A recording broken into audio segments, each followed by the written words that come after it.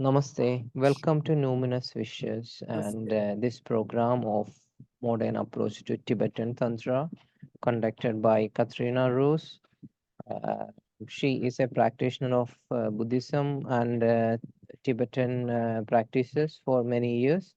So I am handing over it to her. Let she introduce herself. Thank you. Thank you. So my name is Katherine Russ, and I discovered yoga when I was 11 years old.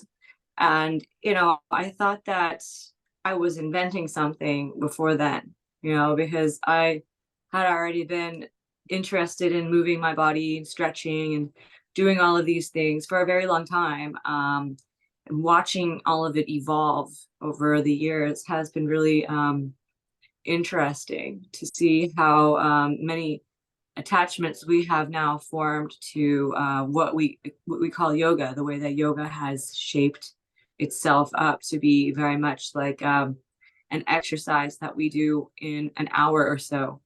And that really only gives us, turn this music down a little bit.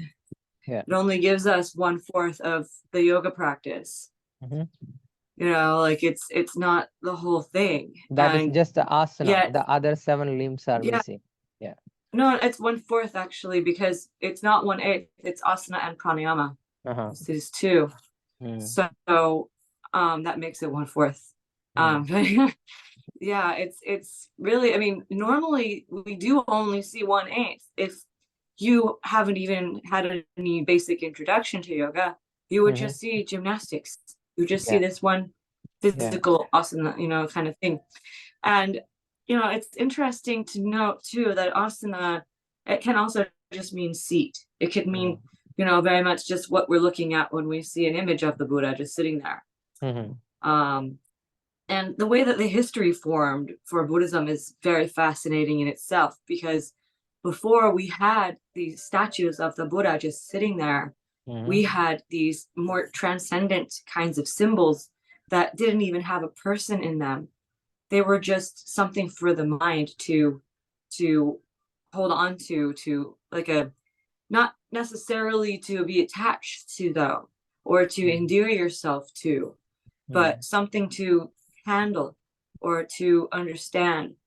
And just like an address, like a zip code, or even like coordinates, you know what I mean, just to coordinate you to like this idea of this enlightened one.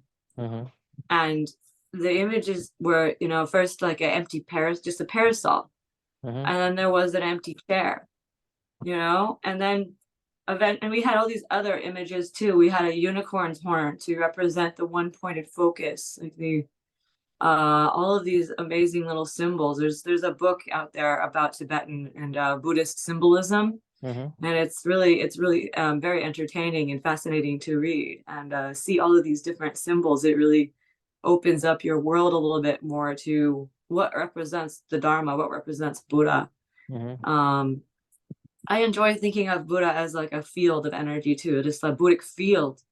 There's this whole talk about the Buddha field, that this psychic energy that can actually encompass all beings, or can at least encompass people who are present in a satsang, in a sangha or sangam, like the confluence of people. There can be a Buddhic field in that confluence where people are sharing this love of reality and truth, because this is where the common ground of Buddhism and Dzogchen and Ati Yoga all come together. And so this is what I'm emphasizing in my nonprofit organization that I'm going to be starting, where we are going to have various activities that help us to come into dhyana, or dhyan, the meditative state, meditative absorption, where you let go of all of these thoughts that pull you out of your center, like I am this, I am that, I'm experiencing this, and I'm having that, I own this, or I have lost that, or any of these attachments to the I thought that we end up living in almost perpetually, that causes us to be in basically unstable states, or states that fluctuate at the very least. Okay.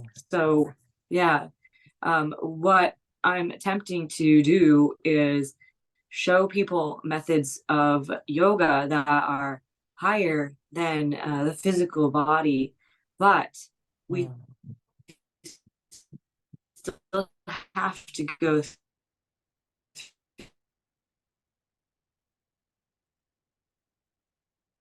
through the physical body to get there. That's the trick. I discovered a dance practice right before I moved to Australia that really pulled everything together for me, as my karmas and my life path have brought me from being a yoga teacher. I did yoga teacher training at the same time as I did costumed entertainer training. Actually, I had trained to be a clown at the same time as I trained to be a yoga teacher. So very, very different. But I would show up to yoga teacher training sometimes in my costume, because I had just finished doing a show or something like that, and I would just have to come out of my clown costume and get into my yoga costume, and so How that you was how very you interesting. how you get into Tibetan Buddhism? Who was your teacher? Have you ever traveled to Tibet, or and what is these terms Ati Yoga and Dokshan? So I'm trying to remember now the name of the yogi who gave me empowerment, because he was introduced to me by a friend who has had a presence on YouTube for a little while. He calls himself Shaktipat Seer. His name is James Portocarrero, and he introduced me to Tibetan Buddhism, to Vajrayana okay. specifically. Is And the that Tibetan Buddhism and Vajrayana the same, or they are coexisting? So are they the they same? are, I would say that they are coexisting. I couldn't tell you 100%. This is from Milarepa's lineage, though, what Okay. I've been given for this empowerment. And Vajrayana is I mostly from Guru Rinpoche, right? I believe so. Yes. Padmasambhava, yeah. Yes. Tibetan Buddhism.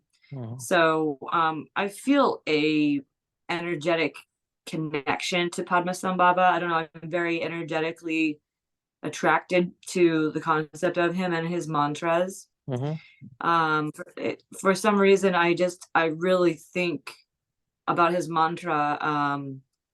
Om Ahum Vajra Yogas Siddhi Om. It's like, yes, I don't even know it right now because I'm just like, I'm on the spot. But yeah, it was this mantra comes to my mind whenever I'm really elated, like really happy. It just like pops right into my mind. I just don't have a lot of practices right now in my life, though, that are very attached to these things, because the awakening that I experienced when I was 21 years old didn't really have any connection to any kinds of yoga or anything like this, but I had a spontaneous Kundalini awakening when I was taught by a sage, basically a sage person who I was living with as their assistant. I was taught by him that I was weak, of all things, which was shocking to me, because nobody had ever spoken to me like this. And when I recall my introduction to awakening, to how I had been in my life and how I needed to be, most people I describe this to say that it was abuse, that this Okay. person was abusive to me.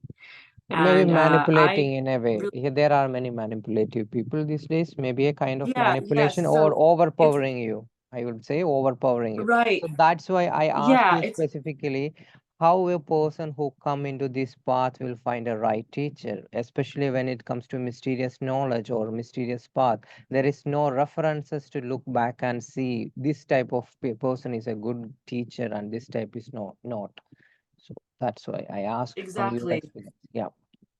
Right. So we have only our impressions and our associations to go off of Mm-hmm. a lot of the time. And so, due to the fact that we live in this nature of world where deception and manipulation and force posing as power Mm-hmm. is a very common occurrence, it's very easy to see somebody who's being this blunt with you Mm-hmm. as somebody who is just like narcissistically targeting and coercing you. I've Mm. learned a lot about narcissistic Like a targeting and psychopath, coercion. or a sociopath or psychopath, we can say that. Yes, like a sociopath. Yes, Mm. very much. Like they see you as a lesser, weaker being, Mm-hmm. and they come at you with like a blunt statement that's just saying that practically straight up. Mm. But it wasn't practically straight up. It wasn't like, often our emotional health level will cause us to interpret a message in a Mm. way that's actually not direct, because we will like add in elements automatically to a Mm. statement, like you're just weak, like, ha, you're weak and I'm stronger than you, I'm better than you, you're this, you're that, like a person will suddenly Mm. generate, they will Mm. fabricate other elements of Mm. of language, ideas, thoughts, concepts Mm. into a statement that somebody is making, even from their heart. Just to be very straight up, very Mm-hmm. upfront. I've experienced this a lot with people in my life. I've had a few relationships that had gotten very dangerous to me Mm. because I would eventually, come to see the imperfections in my partner. Mm-hmm. And when I am in a good place and I feel very clear with myself and I feel very balanced, I Mm-hmm. am a perfectionist. Yeah. When I'm stressed out and when I'm in a state of disintegration, I'm kind of like more eager to help, or even get out Mm. of people's way. I Mm. feel like I'm taking up space and I need to just avoid and get out of people's way so they can do their thing. That's true. Um, and yeah, And I've learned this. to be specific, what is the first practices you started apart from all these, topsy-turvy movements? So, what is the first Tibetan practices you ever did, and what was the experience, and how the teacher takes you to that path? Oh, wow. Okay, so the first one I remember was, well, it was probably the Kala Chakra, but it wasn't a Tibetan Mm. teacher. It was a friend who Mm-hmm. was introducing it to me through a book, I believe it was. And it was just about meditating Mm-hmm. on this Kala Chakra, moving Mm. through your body, going up and down like a cycle.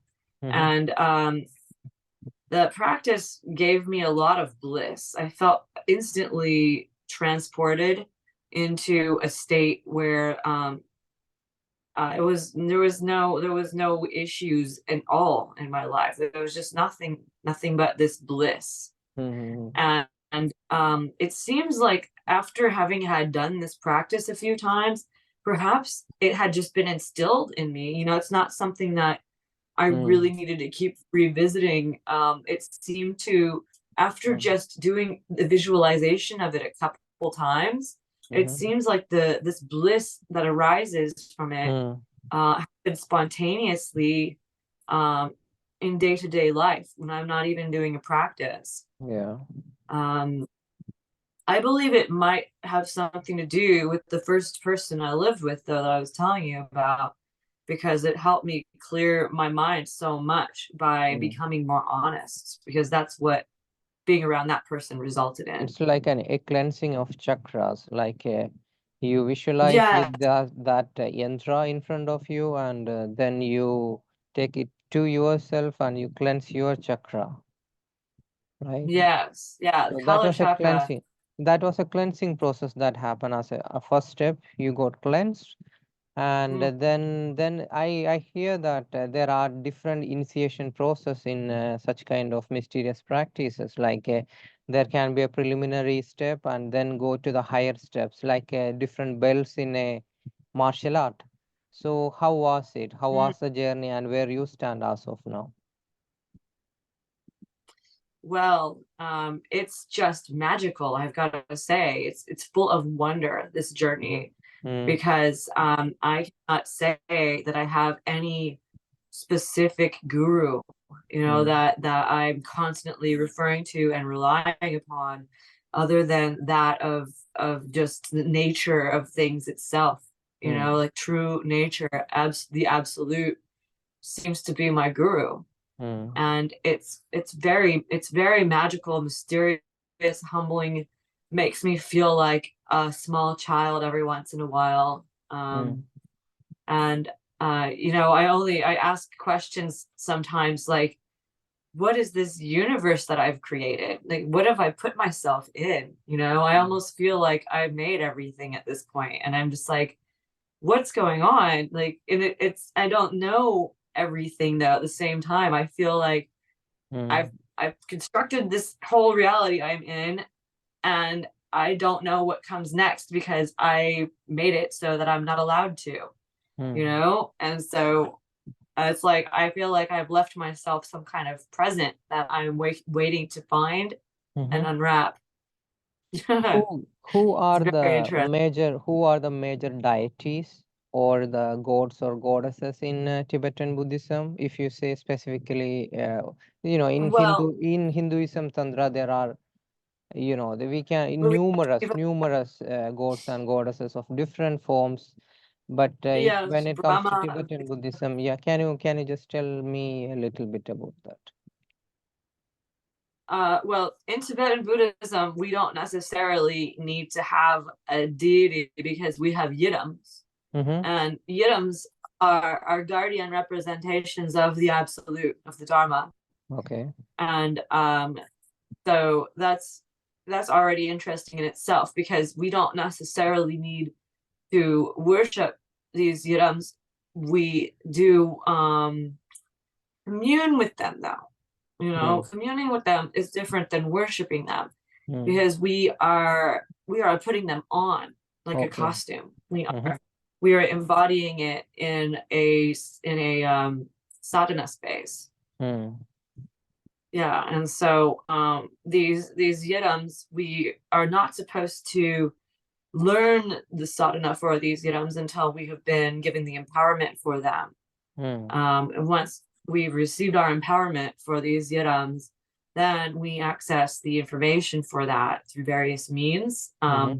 Could be through members of the Vajrayana community, or maybe online, some places you can find them, but you're not supposed to really, you have to respect it. You're not really supposed to try to practice these sadhanas until you receive the empowerment.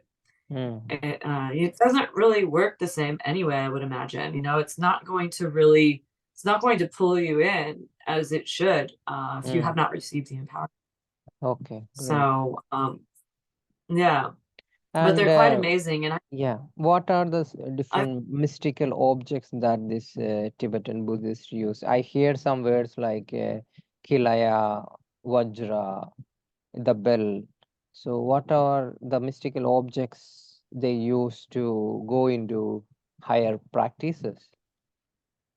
Yes, these objects have been used in many rituals, and there is a ritual I was just introduced to, which was a dorje and bell Mm-hmm. practice Mm, for Tara. mm-hmm. And it was interesting. It had some gracefulness to it, where you're handling these tools, Mm-hmm. and you're ringing the bell and saying some mantras, and it's very specific. You do these things at like the times that the teacher tells you to do them. And it's just like kind of a beautiful little meditation where you're handling physical objects. Mm-hmm. But the interesting thing is that in your empowerment, like after your empowerment, these objects are purely etheric. Okay. They're not, you don't need to go out and buy them. They are already there. You just imagine them. Okay. Imagine yourself using them or appearing at appropriate times. You know, things Okay. like this. And Yeah. is Nyingma Pass part of Tibetan Buddhism, or are they part of Vajrayana? Nyingma Pass, like the Avaduta type of people? Oh, Nyingma Avaduta. Hmm. Well, I mean, Avaduta is. I mean, this is like an avatar. They basically translated as a child Hmm. wandering. You know, and they come to help to correct things that have been corrupted, to Hmm. purify things that have been dirtied. You know, Hmm. Hmm. to straighten things that have been made crooked.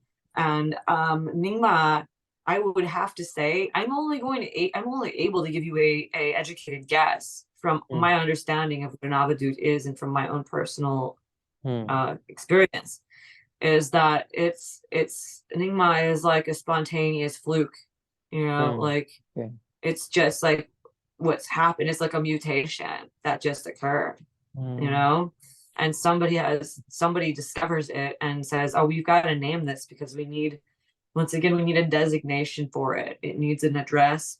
We need to Hmm. be able to handle it in some way. So there has to be a name, there has to be a handle.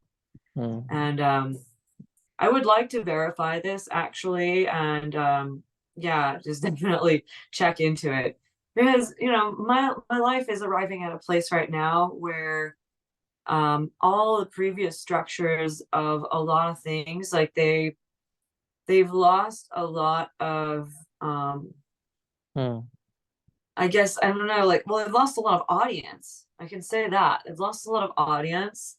um and selling power, I mean, how do you even sell these things? You know, I wouldn't really want to go repackage things that are of ancient and spiritual Hmm. significance to Hmm. people of cultures that I'm not even from, you Hmm. know, like, or I don't even appear to be from. Like, I'm clearly a European background human being, Hmm. and not Asian, you know, but I work with Asians, I live with Asians, like I have a very Eastern mindset, Hmm. and I have great appreciation and reverence for the traditions, Hmm.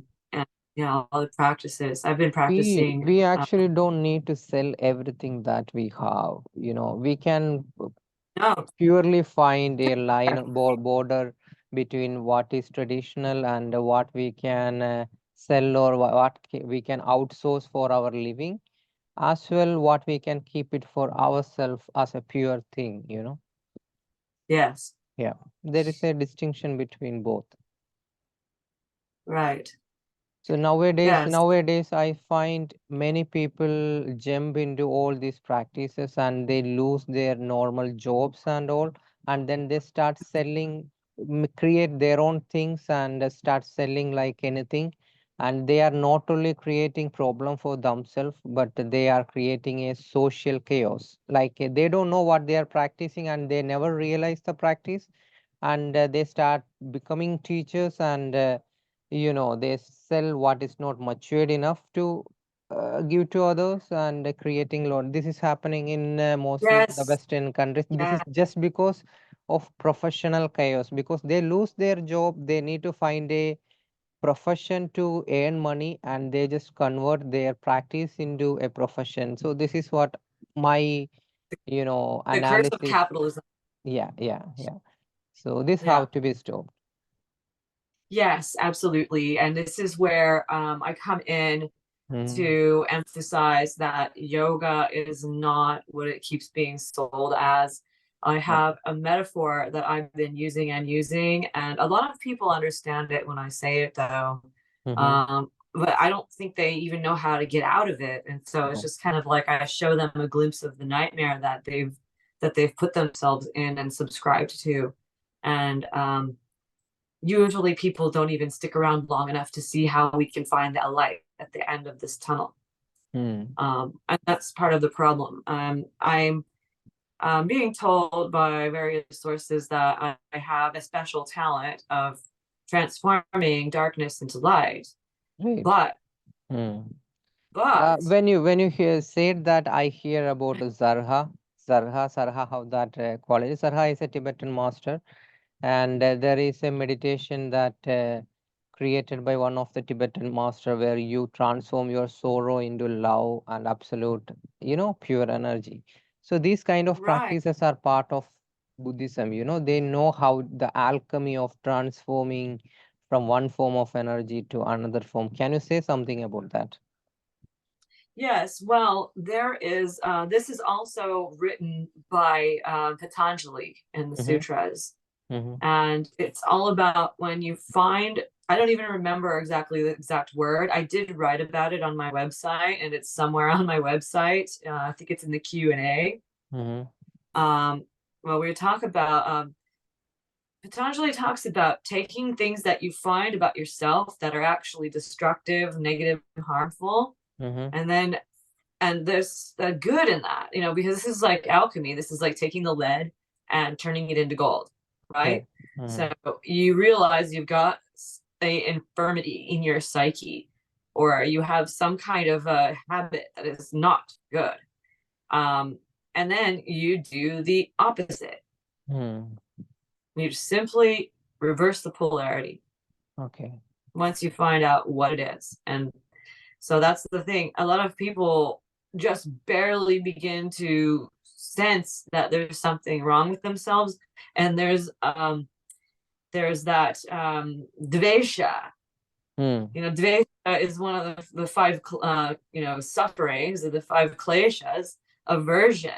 You Mm-hmm. have this aversion, and many people suffer from this aversion where they're like, oh no, no, not going there, and as soon as you start to discover something that's not right about yourself, you shouldn't um, try to dress it up as part of your personality, Mm-hmm. or pretend it's not there, Mm-hmm. or you know yeah, like put a like a extra little flair on it and say that it's just something you do for fun, Mm-hmm. whatever it is. No, look at it and be like, okay, that is not correct. That's Mm. not constructive. I like to use like words like not constructive, destructive, unhelpful, rather than negative, because I think that's an overused term anyway. Mm. When we talk about negativity, it automatically creates this battle where we must be positive, and like, so instead of fighting to It's like be positive. forced positivity, or Yes, you are suppressing the negative to your subconscious and trying to be positive. right. And Mm. so in that, then you have a strain and a stress that you're putting on yourself, and a battle that you Mm. really don't need to be fighting. It wastes mental energy Yeah. to attempt to be this inconceivable polar opposite of something that you don't like, Mm-hmm. you know, or you don't want. So what is best to do is to just not be attached and be neutral. Mm. And that's the best way to go. It's just to get to the middle path Yeah. and okay, So that I we don't. have 8 more minutes to wind up this session. And before that, I want to know, as per your understanding, I am asking your perception, what is the correlation between Hindu Tantra and Tibetan Tantra, and how similar they are and where they are in difference, you know? So if you can enlighten on that. Okay, so this one is heavy Mm-hmm. because we say Hindu Tantra, are we talking about Kashmiri Shaivism? Mm-hmm. Because Kashmiri Shaivism, well, we talk about the spanda, we talk about the sacred tremor, Mm-hmm. So the spanda is a energy current that moves through us often, and Mm-hmm. much of the time it is interpreted sexually. Mm-hmm. That's only one interpretation of the spanda, Mm-hmm. and so that is where it can corrupt people, and it has corrupted many people. Many people are now basically mad from this spanda, because they think that, for instance, they think that a massage needs to be sexual because there's touch involved. Mm. You know, and they think that if a tantric, such as myself, who's more leaning Tibetan, gives you a massage, it should be a yoni or lingam massage. You Mm-hmm. know, because Mm-hmm. This have is a this whole, perception. This is a perception. This is not the reality. This is a perception, and this is how Tantra got polluted. So yes, this is how, the people got the wrong idea. Somebody is yeah, working in that field indirectly or directly, putting this poison in the mind of people. Yeah. yes. Mm. So when the British Raj came to the Indian subcontinent, they Mm. did not have a lot of involvement in Tibet. Mm. Tibet was not as accessible. They Yeah. weren't really putting all of their efforts and energies there. It was Mm. the rest of the Indian subcontinent. So Mm. this is, I believe, where some of the split happened as well, Mm-hmm. because in Tibetan Buddhism, we have images of the mother and father getting together in union. Mm-hmm. And we are seeing this in Tibetan Buddhism as wisdom and insight, Mm-hmm. coming together. And these can also be applied to the spanda. And this is how the experience of the spanda Mm-hmm. can be realized in its pure form, and disseminated and understood, and we can employ, once again, the right discrimination, Mm-hmm. and like be able to tell the difference between, okay, I'm having a sexual feeling, and I'm very angry, I want control, like there's all these things going on through the Mm. spanda, Mm. and Mm. Mm. these things need to be fully comprehended and intellectualized in Mm. a civil way. And So, actually, in Hinduism or Hindu Tantra, there is not only Shaivism and Kashmiri Shaivism. Kashmiri Shaivism is a newly arrived name. It is Shaivism, but it's not only Shaivism. Shakteya practices also there. In Shakteya, there are different sects are there, like Kaula is there, Sri Vidya is there, and there are all right, different practices where they consider woman as the goddess itself, and you try to work on your emotions and you try to work with deities and reaching there in a very natural way. What is essential for you, you are reaching through that way. So it's like we in Hinduism, the work is already been done, but Buddhism is more, it's like they practice more in a different form. So that's what I ask. So if you find the difference, what Buddhism bring into this picture? We have yes, 4 more minutes. Yeah, yeah. yeah, Buddhism has mutated into a religion Mm-hmm. when it started out as basically a school of thought where we used therapeutic speech, Mm-hmm. therapeutic discourse and conversation Mm-hmm. in order for us to be able to control our sensory experience reactions, and yeah, the different schools of Buddhism, of Tantra Mm-hmm. and Hindu tradition, they focus a lot on the manipulation and the movement of these energies and their application.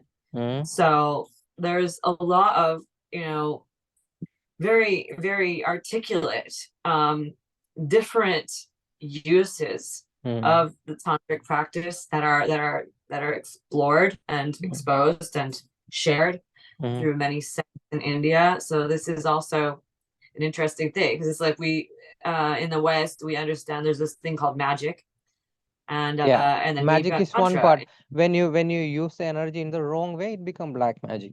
So, but that is not the Yes. only way. When it comes to Sri Vidya, it's a pure practice and pure appreciation of nature and the goddess. So there are Mm. different ways to approach. So, and I think in Buddhism, the practices of Tara is, it's a deity practice. So, right? Yeah. Yeah. And if you take the term tantra and you break it down, there are so many ways to even just look into that word. Mm. It's like tantra is like many, intra is tools, Mm. like, And so that's what we're looking at. We're looking at like this multifaceted technique Yes. of working with energy, you Mm-hmm. know, and Mm. this is source energy, and you can use it in negative ways and positive ways, because we've got Yes. negative and positive energy. A Mm. woman has negative energy and a man has positive energy. Mm. And that's another thing, you know, like this is Mm-hmm. also perhaps why I do You not are enjoy you are telling about negative yin and positive. yang, maybe yin and yang, Yeah, or yeah. the balancing of both heavy and light energy. But it's not like a woman is negative and male is positive always. So it can be the other way around too. Okay. Yeah. So because the masculine and feminine is present in the same body,